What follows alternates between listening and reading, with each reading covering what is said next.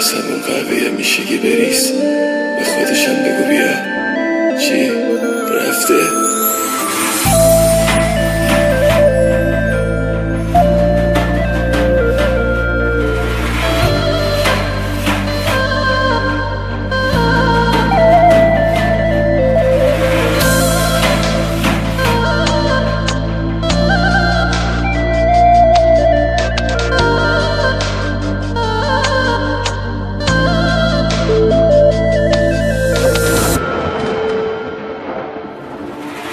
رسوندمش اینجا، این مسافر خونه.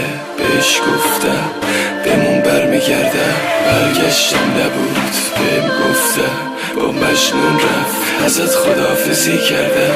دیوارای اینجا یادگارمونه، خاله بهش نگفتی بمونه.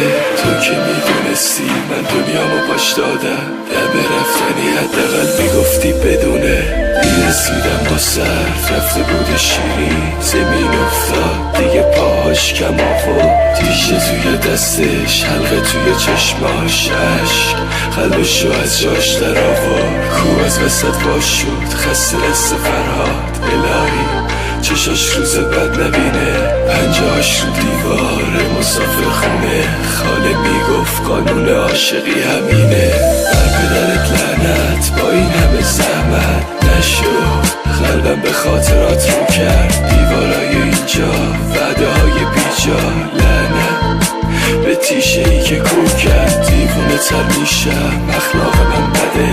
خاله رفتن و تو یاد من نده. بعد من رو دیوار این مسافر خونه بنویس، فرهاد با تیشه به قلب خودش زده. دیوونه ی لیلا، مجنون واقعیلا، بی خیال خاطره هایی که گذشت اینجا. معشوقه مغرورم، همیشه از تو دورم. چرا هرچی میگردم شبیهت ندیدم اینجا. تنها ستاره من تو آسمون شب بودی. داری کجا میری؟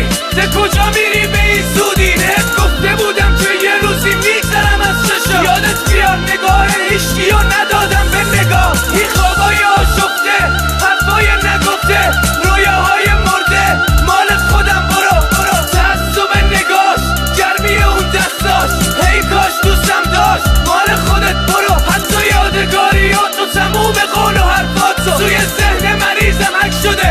مثل اسمت شیرین زبون نبودی. شیرین من واسه غریبه ها گله نمک شده.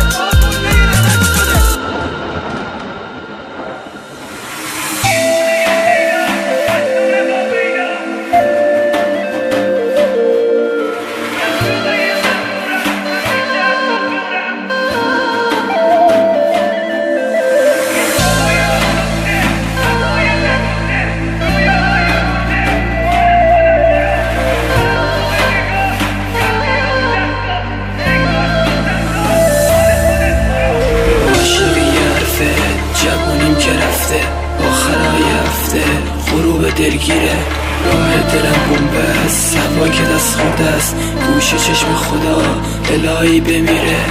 آتیش وجودم، لبایی که بودم، چی کار کردی با من که این نبودم.